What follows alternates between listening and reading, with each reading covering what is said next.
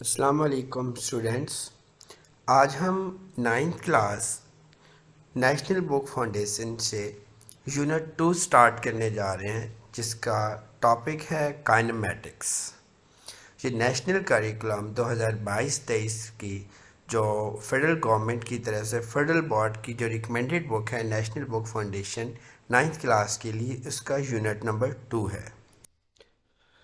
Students, चूँकि हम chapter kinematics के स्टार्ट करने जा रहे हैं, तो थोड़ा सा हम इसको अपने यूनिट नंबर 1 के साथ रिलेट करेंगे। यूनिट 1 में जब हम ब्रांचेस ऑफ फिज़िक्स डिस्कस कर रहे थे, तो वहाँ पे हमने एक ब्रांच मैकेनिक्स डिस्कस की थी, जिसमें हमने कहा था कि हम ऑब्जेक्ट्स की मोशन को डील करते हैं। तो उसी मैकेनिक्स को अगर हम फर्दर क्लासीफाई करें, तो हमारे पास दो सब ब्रांचेस बनती हैं, जिसमें से एक का ब्रांच के अंदर हम लोग सोर्स ऑफ मोशन को इंक्लूड करते हैं, और एक के अंदर हम मोशन को डिस्कस करते हैं विदाउट इंक्लूडिंग द कॉज। सो जो सब ब्रांच हमने बनाई थी, जिसमें हमने मोशन को डिस्कस करने की बात की थी without introducing the source of generating motion, तो उसको हमने काइनेमैटिक्स का नाम दिया था। सो यहाँ पे अगर देखा जाए, तो बेसिकली काइनेमैटिक्स के अंदर हम लोग मोशन को डिस्कस करते हैं। अब अगर हम अपनी प्रैक्टिकल लाइफ के अंदर देखें, तो मोशन एक बहुत की और प्रैक्टिकल रोल प्ले करती है। चाहे वो एक एटॉमिक लेवल के ऊपर हम बात कर रहे हों, चाहे हम रूटीन लाइफ की बात करें, चाहे हम बहुत ही लार्जर स्केल के ऊपर यूनिवर्सल लेवल पे बात करें। लाइक एटॉमिक लेवल पे जब हम बात करते हैं, तो एक एटम के अंदर न्यूक्लियस के गिर्द कुछ सर्टन पार्टिकल्स हैं जो एक स्पेसिफिक ऑर्बिट्स के अंदर रिवॉल्व कर रहे हैं। सिमिलरली जब हम रूटीन लाइफ के अंदर बात करते हैं, तो हमारे इर्द गिर्द सैकड़ों ऐसे ऑब्जेक्ट्स हैं जो लगातार मोशन के अंदर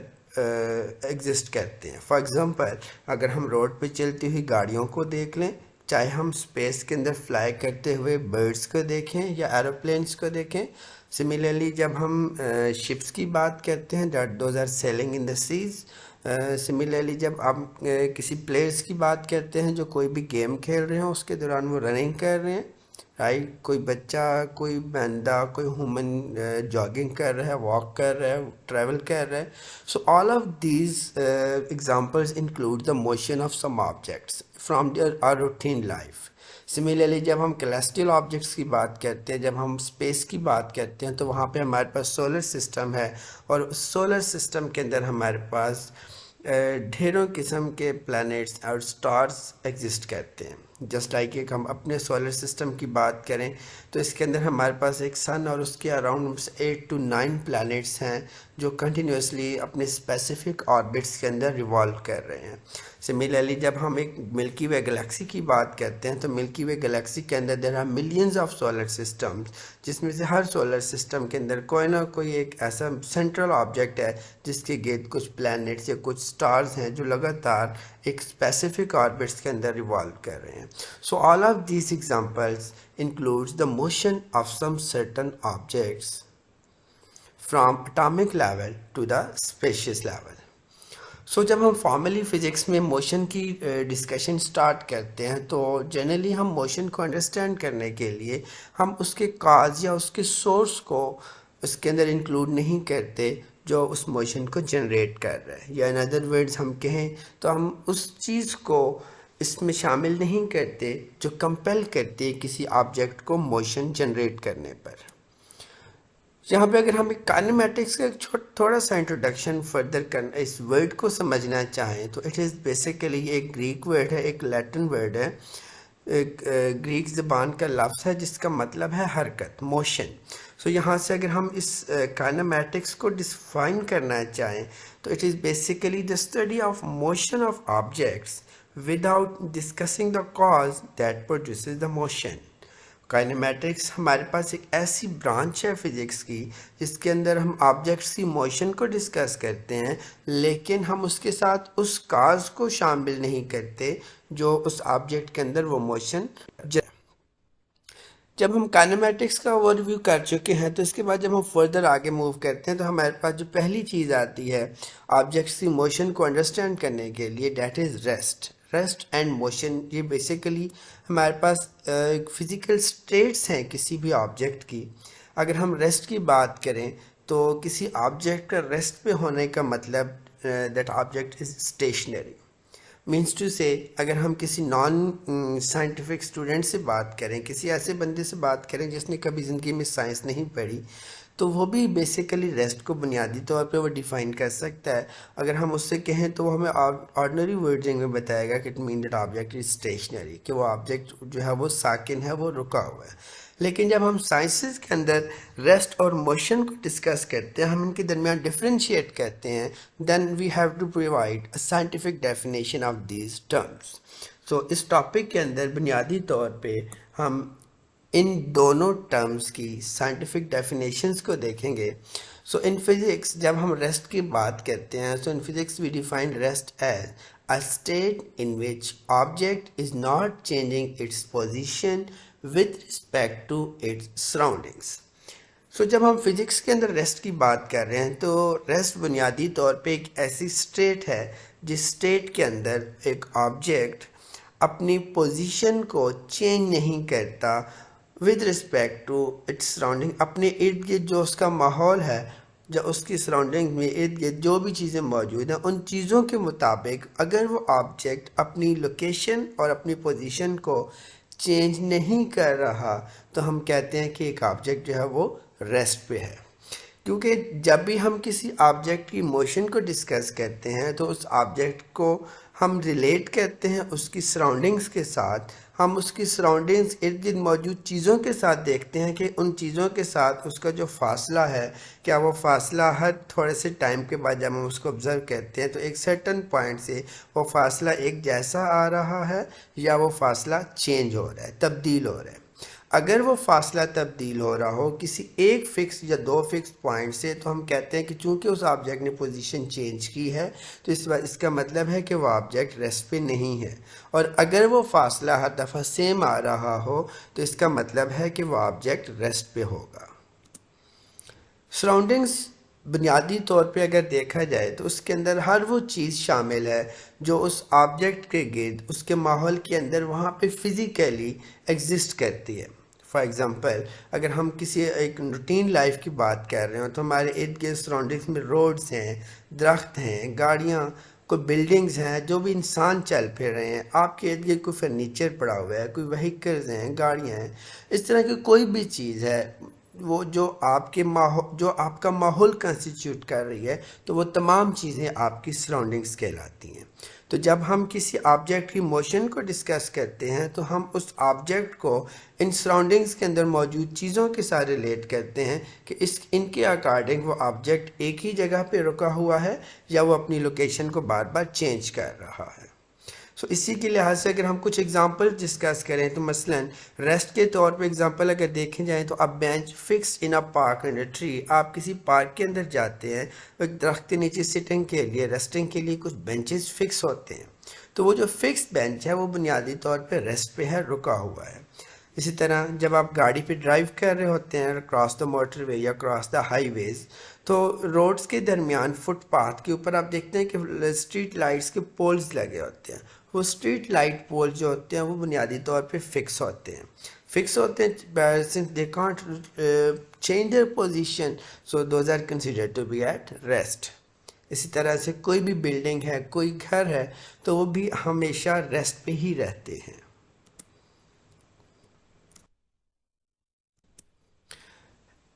इसी तरह अगर हम बात करें कि एक कोई शख्स है जो लगातार अपनी पोजीशन को चेंज कर रहा है अपनी सराउंडिंग्स के लिहाज से,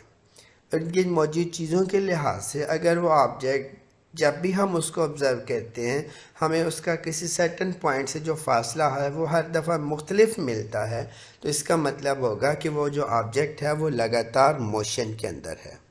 उस वक्त फिर हम कहेंगे कि we refer that object is in motion. यहाँ से अगर हम फिज़िक्स के अकॉर्डिंग मोशन को स्टेट करना चाहें तो it is a state in which object is changing its position with respect to its surroundings. ये एक ऐसी स्टेट है, ये एक ऐसी फिजिकल स्टेट है जिसके अंदर एक ऑब्जेक्ट अपने इर्द गिर्द मौजूद ऑब्जेक्ट्स के लिहाज से अपनी पोजीशन को लगातार तब्दील कर रहा होता है।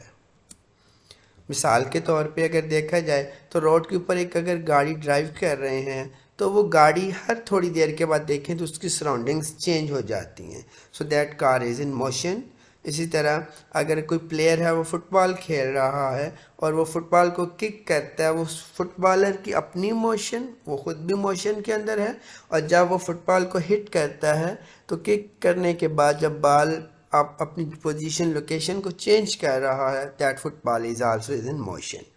Similarly a boy is running on a jogging track, एक ट्रैक के ऊपर अगर कोई बच्चा भाग रहा है तो वो ऑब्जेक्ट भी मोशन के अंदर है। हवा में परिंदे फ्लाई करते हैं, उड़ रहे होते हैं, वो परिंदे मोशन के अंदर हैं। इसी तरह हवा में जहाज़ एरोप्लेन्स फ्लाई करते हैं, वो भी ऑब्जेक्ट्स जो होंगे वो मोशन के अंदर हैं। इसी तरह से अगर हम अपने इर्द गिर्द चीज़ों को ऑब्ज़र्व करें तो हमें ढेरों ऐसी चीज़ें मिल जाती हैं जो चीज़ें मोशन के अंदर मौजूद होती हैं। फर्दर हम रेस्ट और मोशन को थोड़ा सा यहाँ पे मज़ीद डिफ्रेंशिएट करते हैं। जो अभी तक तो हमने ये देखा कि कुछ चीज़ें ऐसी हैं जो रुकी हुई हैं तो रेस्ट पे हैं, कुछ ऐसी हैं जो मूव कर रही हैं तो हम उनको मोशन के अंदर कंसिडर करते हैं। लेकिन इन सर्टन केसेस हमारे पास ऐसे केसेस आ जाते हैं जहाँ पे हम देखते हैं कि एक ऑब्जेक्ट एक ही टाइम के ऊपर वो रेस्ट पे भी कंसिडर किया जाता है और उस ऑब्जेक्ट को हम लोग मोशन के अंदर भी कंसिडर करते हैं। कहते हैं अगर हम एक प्रिडिक्शन करें तो कहता है कि प्रिडिक्शन की जब बात आती है तो we can't predict whether an object is in complete rest or in complete motion. यानी कि हम नेचुरली अगर देखा जाए तो रियलिटी बेस्ड बात करें तो हम किसी भी ऑब्जेक्ट के लिए कंप्लीट रेस्ट या कंप्लीट मोशन की प्रिडिक्शन नहीं कर सकते। इसकी बुनियादी वजह क्या है? बिकॉज अगर मसलन हम एक एग्ज़ाम्पल लेते हैं कि हम कुछ स्टूडेंट्स हैं जो यहाँ पे, ये स्टूडेंट्स को अगर हम देखा जाए तो ये गाड़ी के अंदर बैठे हुए मूव कर रहे हैं अलॉन्ग द रोड, ठीक है। तो अब साइड बाय द रोड कोई अगर ऑब्जर्वर खड़ा है, वो इस गाड़ी को और इन स्टूडेंट्स को अगर वो ऑब्ज़र्व कर रहा है तो बाहर खड़े हुए एक शख्स के मुताबिक ये गाड़ी और इस गाड़ी के अंदर बैठे हुए ये तमाम तलबा चूँकि ये मूव कर रहे हैं उसके लिहाज से ये जगह चेंज कर रहे हैं, तो इस वजह से ये जो गाड़ी और ये जो स्टूडेंट्स होंगे ये स्टूडेंट्स लगातार मोशन के अंदर हैं, राइट। लेकिन अकॉर्डिंग टू स्टूडेंट्स देमसेल्व्स, ये जो 4 स्टूडेंट्स जो गाड़ी के अंदर बैठे हुए हैं, ये जब एक दूसरे को ऑब्ज़र्व करेंगे, ख़ुद को और सराउंडिंग्स को, ये अगर ये ऑब्ज़र्व करेंगे तो इनके अकॉर्डिंग सराउंडिंग्स जो होंगी वो मूव कर रही हैं। लेकिन ये जब एक दूसरे को ऑब्ज़र्व करेंगे तो लेट्स सपोज कि 1 घंटा पहले इन्होंने गाड़ी ड्राइव करना स्टार्ट की, so they were sitting at their places, so after 1 hour, 1 घंटे की ड्राइव करने के बाद they still are at the same position from at that position from where they have started their trip an hour ago. 1 घंटा पहले इन्होंने जब trip शुरू किया था तो उस वक्त ये चारों जहां मौजूद थे, ये इस वक्त भी 1 घंटे के बाद भी उन्हीं पोजीशंस के ऊपर हैं, उसी जगह के ऊपर हैं। और अगर चलती हुई गाड़ी के अंदर वो एक दूसरे को देखें तो वो चारों रेस्ट पे हैं। तो इसी तरह से ये जो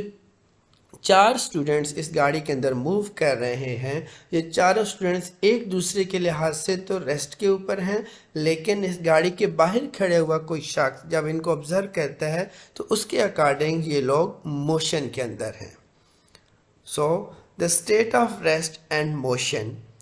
जो होगी, इट इज़ ऑलवेज रिलेटिव